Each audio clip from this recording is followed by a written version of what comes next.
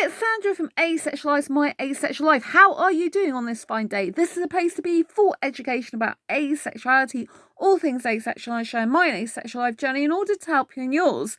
If you haven't already subscribed, hit that great big subscribe button right here, right now. Please hit that bell icon so you get notified of every time I post a new video. In a moment, we're going to be discussing asexuality and mental health, as this is Mental Health Awareness Week, if you didn't already know that. So I'm Sandra Bellamy, I'm author of this Asexual Perspectives 47 Asexual Stories book. This answers pretty much any and every question you could possibly have about asexuality, love, life and sex, told from the perspectives of 47 different asexuals across the globe and across the asexual spectrum. So if you're new to asexuality, you want to know more, go and grab a copy of this book now. Type in Asexual Perspectives on Amazon. So yes, mental health and asexuality. What is the connection? Is there any connection? So a lot of asexuals do tend to have some mental health difficulties. This is often depression and anxiety. And now, why might this be? This is probably going to have something to do with the fact that we are different. I think as children, as we grow up and we don't understand our sexuality, we probably notice we're different. And maybe because our sexuality is different, we actually are different in other ways as well. And it can be a very lonely, lost experience. You can feel very left out. I think a lot of asexuals were bullied as well for being different when they were younger.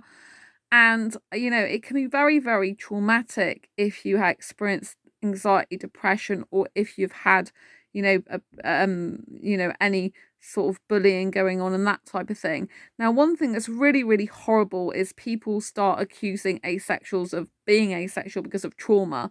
You know, like you're asexual because of trauma. Asexuality is not the same as having a traumatic experience, you know. Asexuality is a genuine sexual orientation that's a lack of sexual attraction. And so, you know, it's very different from a person not liking sex because they've had a traumatic experience. I'm not saying there's no asexuals that identify as asexual because they've had a traumatic experience, but these tend to be few and far between. And as a person, you've really got to ask yourself, you know, is it a case of you just don't experience any sexual attraction anymore, end of story? Or did the trauma actually cause you to not like sex? Because not liking sex because of trauma is not the same as actually being asexual and sexual orientation. Right? So if we just part that a minute, you know, I've had sexual abuse, as you know, I've been open about that on this channel, but all the sex I did have, because I thought I was heterosexual for years, was after that sexual abuse. So it didn't affect me in terms of having sex. I could still have sex. If I wanted to have sex, I would have it now. I just really don't like it. I'm very repulsed by it these days. I could not bring myself to do that again ever since 2011 with my last long-term ex relationship happened. You know, it ended. You know, I just couldn't do that even with any guys I've dated. However attractive I find them aesthetically, however much I really like them, it's no good, right? I'm just really repulsed. It doesn't feel like me. You know, my mind doesn't want that. And so, you know, that's always going to be a difficulty if you are asexual and sex repulsed. I think sex repulsed asexuals probably have more difficulties than anyone else in terms of relationships and dating and even possibly friendships, because a lot of people in the big wide world, they expect, you know, kind of like if you're friends with them, like if you're friends with a sexual person, a lot of the time they will be thinking about you in a sexual way because they're geared by sexual attraction. You know, it's very, very prominent in their life. It's a very big driver for them. So that can be difficult. And growing up, you know, if you are different, especially if you know from a young age that you don't view the world the same as everyone else, that people are talking like an alien language because they're mentioning sex, and maybe they're saying, isn't that person hot? Isn't that person sexy? You know, look at how much sex I had last night. And you're there thinking, my God, I don't even care about that. I don't even understand it. I don't really know much about it. I don't want to know about it. It makes me squeamish. It makes me go, you know, that type of thing. right? So there can be a number of reasons why asexuals might have mental health difficulties. One might be, like I just said, is the fact that you don't fit in with a normal hetero, normative sexual experience. You just feel like left out, that whole thing that people are talking about stuff and you haven't got a clue what's going on. I mean, I thought I was heterosexual for years, but when I was at school, I never ever looked at a guy and thought I want sex with him. It was always about, kissing him usually and holding his hand. That's what I used to think about. I prefer kissing to cuddling usually, but I do like cuddling as well. But like I used to, when I liked a guy, even now I can remember when I liked a guy and I just used to think about, oh, I want to walk past his home and I want to just see his face. And I've always been attracted to a guy's face, not below the waist. That is like my thing, And I used to think about this guy and what if I saw him and he saw me and we were like kissing and smiling and holding hands, that type of thing, it's really, really important to me. So I kind of like would think about the guy I liked a lot, but when you hear girls like talking about first base, second base, third base, or guys talking about that, I didn't have a clue what it is. I'm like, are you playing baseball or what? Like what the hell does that mean in terms of sex stuff? I haven't got a clue. Right, even for the Asexual Guide to Sex book, I'm having to look that type of thing up because I don't understand what that is. You know what I mean? It's like, people aren't games. They shouldn't be played with, and stuff like that. It just sounds so horrible. It sounds like you're using women's bodies and, ugh, it just really puts me off. So, when you see relationships, when you see dating, when you see, potential boyfriend, girlfriend, partner scenario, and you look at it differently to however everyone else looks at it, and you just don't understand what they're talking about, you can feel very left out of the conversations. You can feel very lonely. You can feel very isolated if you're different. I was always different anyway as a child. I didn't fit in. I didn't want to be like other women. I've never like wanted to be this catty bitchy person, someone who sits there painting their nails and slagging people off. That's not who I am, I always preferred to be around guys more. I got bullied by women when as a kid a lot more than guys, so for me I get on better with guys throughout most of my life, to be honest. But as a hyper romantic, that can have a lot of difficulties, as you know, because I get attracted to guys very quickly. I don't experience platonic attraction, so it's very hard for me to just have guy friends. It helps if they're gay or into other people, because it's like, then there's no way I could ever have a relationship with them. It's, it's very important, but it's very difficult as well because you can get attached very quickly and you kind of have to watch that all the time. But you can't help it if you're a hyper romantic, But just remember, one day the person you get attached with will not break your heart and they'll feel just as much love and attachment to you and be like, oh, I want to see that person. I want to kiss them. I want to hold their hand. I want to have intimate conversations, as in intimacy of the mind, as in intellectual conversations and caring conversations. So yeah, I think that's one major reason why asexuals do have some mental health difficulties, because we're just so different. I mean, even being asexual, you see the world in a completely different way. You see relationships differently, dating differently, friendships differently. You get so fed up with all the TV, with it having sex and movies and adverts and billboard posters, and you know what I'm like. I watch as many movies without sex in them as possible because I can't stand sex. I can't stand nakedness. It all repulses me and I want to throw up, quite frankly. I was watching Fast and Furious 7 today. It was an amazing film, but they were wearing, women were wearing scantily clad clothes, the G-string at the bum, and I'm like, this is making me feel sick now. I want to throw up, And so when you're like that type of person that sees the world in a different light, it can be very difficult. And for any asexuals that are looking to find a relationship, I know how hard it is. It's really difficult. It's not easy, and it can feel very lonely. You can get very isolated. You can get very frustrated that it's not happening yet. You can feel like, oh my gosh, like what's going on? Why can't someone just love me for me? But someone can love you for you. You just got to believe it. But it takes a long time because obviously, the world is very heterosexual overall. It's kind of like sex is the thing for them and they're driven by it, whereas we're not, and so I think that can make you feel lost, lonely, isolated. For a lot of asexuals, I feel that they don't have as many friends sometimes in childhood. Like I said, bullying goes on I don't know if it's that because we're just innately different. But it would make sense, like if like if I'm not in with the women at school, and because I'm not interested in that type of conversation, I'm not wasn't interested in the way they were and stuff. And years ago, I used to find it difficult to be in groups of people. Now I hold asexual meetups, as you know, but I used to find that so difficult. Because I always preferred one-on-one. It was more comfortable for me. I guess overall it probably still is a little bit more comfortable for me. I like being one-on-one. I like having really deep conversations with one person. It's really nice. But I've got used to being in groups more now. So yeah, for me, I didn't get on in groups. I couldn't relate to groups of people. It was a very scary thing for me.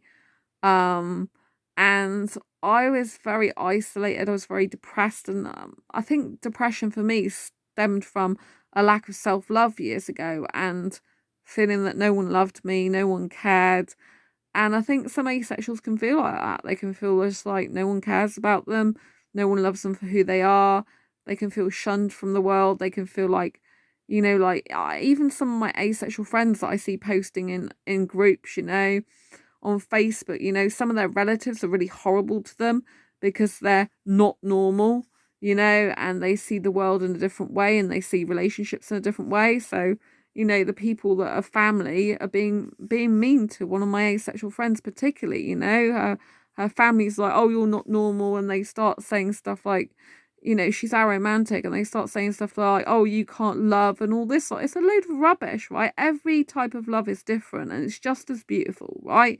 Romantic love is just as beautiful as friendship love, family love is just as beautiful as well, and it's what you hold most dear that matters.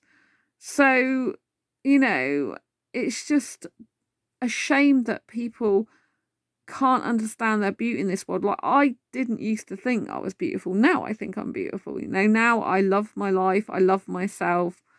I don't get bored of myself. I find it difficult sometimes because I am extrovert, and most asexuals are introvert, and I think that's why a lot of asexuals also probably have some mental health difficulties, because when you're very introverted, a lot of asexuals have social anxiety, which I guess might stem from, again, the world is very highly sexualized. So when you're talking to people, often they start bringing sex into the equation, conversation. That can be awkward, and they start talking about things to do with relationships that you just don't get. And that can make you feel very isolated, lonely, left out. And so, like I said, a lot have social anxiety, which means it's very difficult to socialize. I used to be introverted years ago, a lot more, and very withdrawn into myself. And I didn't have to speak to many people. It's a very lonely life, And now, it's difficult sometimes because as an extrovert, asexual, obviously most people are introverted. Every now and again, I just want to talk to someone, I just want to pick up the phone and talk to someone. But you can't just do that when people are busy with their own lives, like my friends have their own lives. Some of them don't like talking on the phone. And so that's very difficult for me because I love talking on the phone. I love video chatting the most, even more than phone, because I like to see a person, But I love like text messaging. I love audio messaging, and I love video messaging as well. And sometimes, I just want to speak to a human being. I just want to talk, because talking's very therapeutic for me. And so I find that difficult, even now I struggle sometimes, I'm thinking you should be satisfied with your own life enough. And I am really happy, but I need to be doing writing more. To be honest, I haven't written some of my Asexual Guide to Sex, but I haven't worked on that for like over a month now. And I'm really upset that I haven't worked on that for a month, and it's horrible to admit that. I've kept looking at it, and I've been doing other stuff for asexuals, but on my Asexualized Academy Club, I've been very preoccupied, but I haven't actually done that because I had to got other stuff done first, and it's just really making me feel sick. Like my soul desperately needs to do writing now. When I have writing in my life and I actually do write, I feel so much happier. But I know with that book, when I've got like about a week's worth of other stuff I've got to finish first, and then I can get back to my book, which I really need because my soul's begging for it. And then when I get back to doing that, then obviously it'll be full steam ahead and to publication. And then I've got to do a lot of stuff for the publicity of that book. I mean, it's going to be huge, the Asexual Guide to Sex. I'm kind of like getting all the courage up for it because I've got to do a major campaign that's going to be quite thought-provoking, maybe provocative, taboo for it. And so I'm quite scared about that, actually. So with that, but I'm, nowadays I'm strong enough to be able to not care what people think. But I think a lot of mental health issues stems from us worrying about what other people think of us and caring about what other people think. And I think it can be very soul destroying. We cannot control what other people think. We cannot control other people's behavior or actions. And, to try and do so wouldn't be a good thing anyway. But, when you can't control other people's actions and you can't predict what they're going to do. And for every person that says mean stuff to you, there's going to be like loads more, 10, 20, 30, whatever people more that really loves you for who you are. And you've got to be strong enough yourself to love yourself no matter what other people say. And that's very difficult if you've got low self-esteem, which a lot of asexuals, I think, have. Not all asexuals, just some asexuals have got low self-esteem, low confidence. And, it's okay to admit that you get depressed or anxious or nervous. It actually makes you a stronger person. So many people in the world are living with mental health problems right now and they're suffering in silence. But it's much better to let it all out, Like, it's much better to express your emotions in a constructive way. It's much better to reach out, go for some therapy or some counselling or just talk to a friend and get the help and support you need. Like, I find it difficult because, like I said, sometimes I just want to talk to someone. I find that really hard, because it's like, I've got work to do and other things to do, but it's like self-employed work, but it's like, I want to talk to someone. I want to talk to a human being. Because although I'm extrovert, I live on my own and I live quite an introverted life, really. And so, sometimes I just want to like talk, like, I like it when you are a kid and you have a best friend and you just talk to them and you surround each other's places lots and you're just nattering about anything and everything. I do miss that,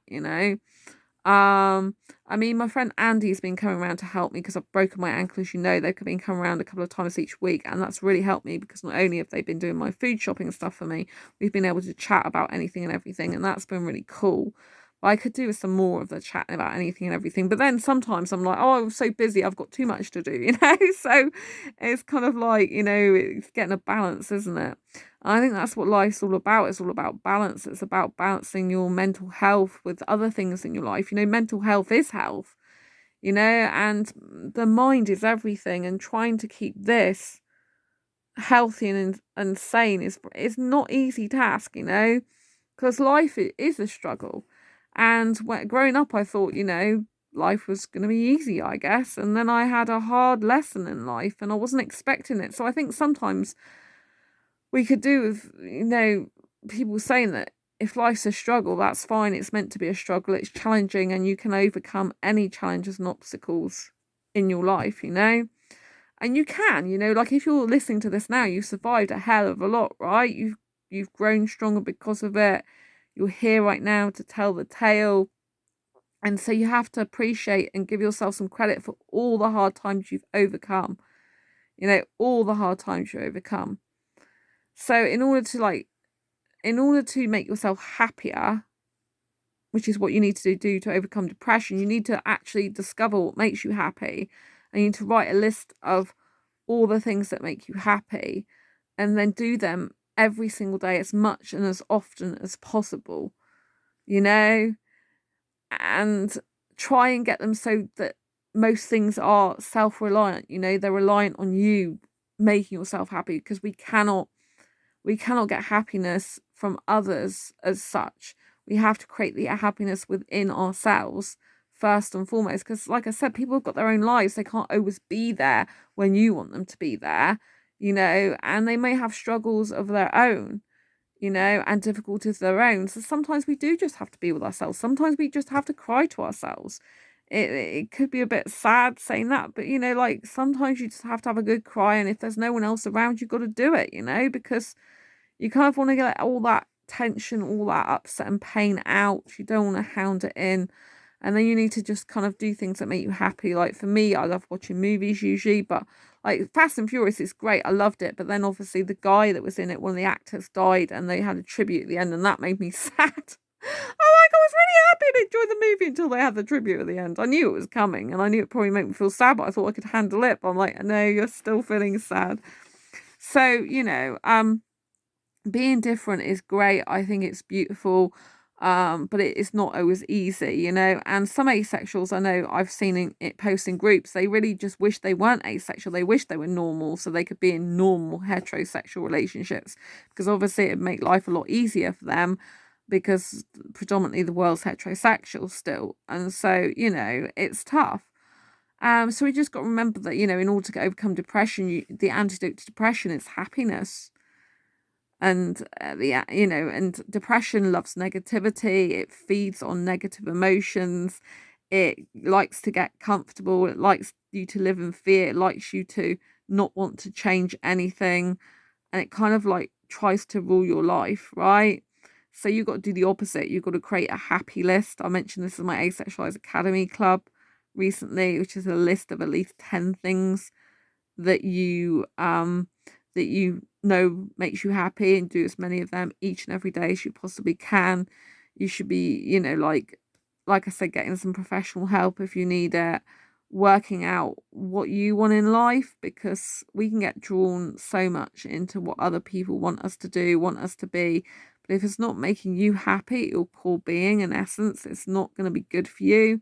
So you have to ask yourself, like, what else could I do to make myself happy, And with anxiety, the way to lessen it is find out what's causing your anxiety, and then kind of try and work out how to eliminate some of that anxiety and reduce it, Maybe this is putting off the issue, like, maybe it's an issue put off. That doesn't always work for anxious people, because we want it solving there and then.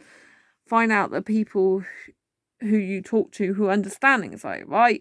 You want people around you who understand anxiety, but yet you don't want them to cause your anxiety to be worse. So it's getting a balancing act between people who understand you and people who you and them might make each other worse. So you've got to be aware of that. You require a lot of self-awareness. Now, what is self-awareness? Self-awareness is when you talk to yourself and you discover things about yourself that maybe you didn't know before, and you become very, very super sharp and aware of how you're feeling. So when you're going along in your day, you'll be saying, how am I feeling right now? If you're feeling sad, then you need to go and do something to make yourself feel happy. If you're feeling elated, you do more of that stuff. If you're feeling like in pain, then you need to find out what would give you pleasure and how to reduce that pain. So basically, you have to do the opposite of whatever you're feeling to make yourself feel better or counteract that feeling. So when you've got negative emotion, you need to create positive emotion. When it might be you distract yourself. So something that's can be very effective is something called a pattern interrupt. So therefore, if you've got a rotating pattern in your mind of something's going round and round that you're anxious about, you need to do something to get yourself out of it. Go for a walk, do some meditation, do some exercise, speak to a friend, listen to music, jump up and down, whatever you can do to change your state. And so by changing your state, it will change how you feel and think. Obviously, if you've got some underlying issues of pain and upset, then you need to deal with them, and maybe that's just a good old cry. There is absolutely nothing wrong with crying. Sometimes we're not okay, and it's okay to not be okay all the time. No one's perfect, right? This idea of perfectionism is a really difficult thing, because no one's perfect, and you might think, God, I did that perfectly, but another person will come along and go, no, that's not my idea of perfect, right? So perfect is something that doesn't really exist. It's not achievable, right? So you have to find out what works for you in life, what makes you feel good, what you are satisfied with, and do it over and over again. And you have to get into the mentality that you don't care what people think or say or do. I like younger foreign guys. I've told you all this time, particularly Indian, as you know. And some people might think I'm absolutely crazy because I like, guys in their early to mid 20s predominantly. But it doesn't matter what other people think, It doesn't matter. Like, I can be seen with different ethnicities as well. It doesn't bother me, like, what someone's ethnicity is, whether they've got coloured skin, black skin, whatever their skin colour is, wherever country they're from. And I can happily walk down the road. It doesn't bother me, because I don't care what people think. All I care about is the person that I'm with and spending time with, So, like, I can be with like different people from different countries and different cultures, and I don't care what people think, you know. And I have to be super strong in this life to be authentically me, and that's what you have to do, in order to stop being depressed. You have to work out who you really are, right? Reflect who you really are, the type of person you're. Like, I live a teenager lifestyle, as you know. I am absolutely not interested in um living a normal life, as it were, a normal life. I don't care what people think because it makes me happy. Like, years ago when I used to do the traditional, oh, let's have a partner, let's live with them, let's go to like a 9 to 5 job or 10 to 6 job, let's come home, let's have food, let's watch TV, let's go to bed. I was so bored with that life. I couldn't stand it, because it's just not like, what's it doing? How are you helping other people? How are you changing others' lives? You're not. So one of the ways I stopped being depressed as well is I began to learn. Well, I stopped being depressed because of my fibromyalgia. I mean, that's what actually did it, because I thought I can't continue to be negative towards myself. So, part of depression, you end up being negative towards yourself. Like, I'm ugly, I'm this, that, and the other. Maybe you say to yourself stuff like, I'm fat, I'm ugly, no one will want me, no one will like me. And it's all this negativity, right? And so, because of fibromyalgia, and I got that, right, I realised I was diagnosed in January 2012, but I realised by July that if I didn't stop it, June, July time, I think it was July, July, if I didn't stop it, talking negatively, that negativity would manifest itself in my body as pain, because negative emotions give you pain in the body. And so I realised if I did that, I would end up on crutches or in a wheelchair, and that was a threat to my freedom that I never ever wanted to give that freedom up. It's a threat to my freedom that I just couldn't stand. So I knew I just had to instantly stop being negative towards myself. But I didn't have self-love until I went to the business seminar later that year, and I saw Tony Robbins live on stage. He's one of the biggest coaches in the world, life coaches, he does business coaching as well.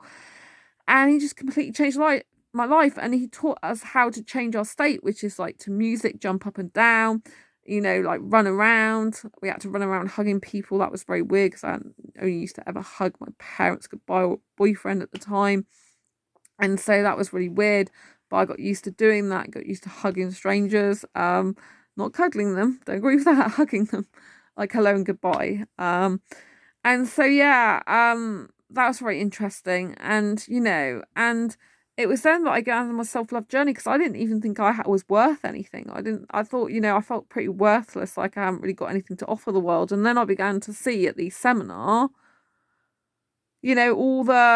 all the special skills and qualities I had, and everything I'd learned in my actual career. And to date, I'm like, oh my God, I can help people. I've got some skills here.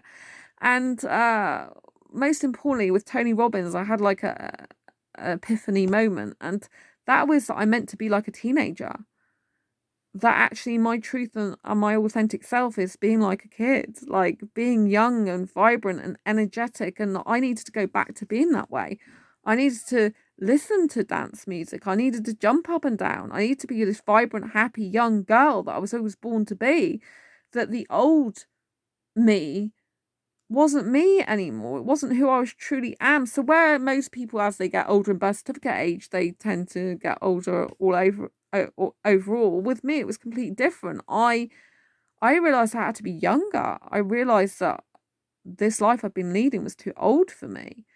And so I decided to change and to stuff what other people think. Like I decided I'm not going to do housework for a guy if I get a boyfriend in the future, because I don't like it. It hurts physically when I do when I do the washing up with fibro, to be honest.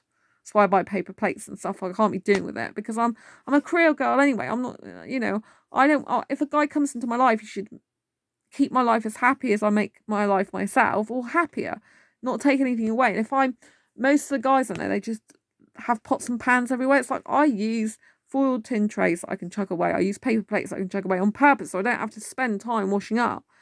Right? If a guy comes in my home and decides to start cooking and using utensils and stuff like that, it's like, clean up after yourself, because I just can't be doing with that. It stresses me out. And then I start resenting that person, they say, oh, if you love someone, you'll do anything. It's like, well, I won't do stuff that makes me unhappy anymore, that gives me physical pain and that makes me miserable. Because if I'm not happy in my mind, then my body's in pain more, and a guy should be able to take care of himself, especially if he's much more able-bodied than I am in that way. So yeah, and so I decided I wasn't doing housework for guys anymore if I got into a relationship ever again. And I also decided that I would live like a teenager. I reprogrammed my mind in the end to be 21 years old, using NLP, neuro-linguistic programming. And when I went back, when I was, became 21 in my mind, it's just incredible. And I live like a teenager, like my room's like a 15-year-old's, and I love it. Like when I go out into the normal world and see normal houses and other stuff, it's just so boring to me. It's like, where's the fun? Where's the sparkly bits? Where's the coloured boxes? Where's the cuddly toys? Where's the nice pictures? Like, why are we looking at bland stuff? Why are we looking at beige carpets and magnolia walls or something? Do you know what I mean? I just don't like that type of thing. It just, like, I like being in a world of quirky, as I call it, my own world of quirky. I like being vibrant and energetic and young forever, because it's who I truly am. My authentic self is a young soul. I am actually young. Like, all the past me, like when I look back, it's like I was older back then when I was younger in birth certificate age. That's the older version of me. And I'm glad that I have all that experience now to help other people, but I don't want to be that person again. I'm this person now, right? And so we need to really go back and live our life. We need to go back as in kind of remember where we came from and what's happened, but we need to go back into being our true authentic self, right? Not what society has made us be, because society just tries to dictate who we should be. And no, I'm not having it. On this channel, I don't have it. I won't be dictated to by anyone, right? And what's most damaging is people are still buying into the fact that, you need to be engaging genitalia in order to be loved. You have to have sex in order to be loved. And people need to wake up to the reality that's totally destructive. It's actually very unhealthy, because you're relying on someone else for your happiness and love, and that's got to involve sex in order to get love. It's just horrible. It's wrong. It's really, really bad. And so we need to put an end to this. Like, if some people want sex, that's fine. But the fact that you're relying on other people to make you happy through sex and feel loved through sex, so you're relying on someone's genitalia to give you love, is just disgusting. It's got to stop. It's damaging. If people want sex, that's fine because they enjoy it, they like it, whatever. But if they use it as a way, the only way to feel loved or the only way to get loved, this is what's destroying them. And this is what needs to change. I guess this is why I'm here in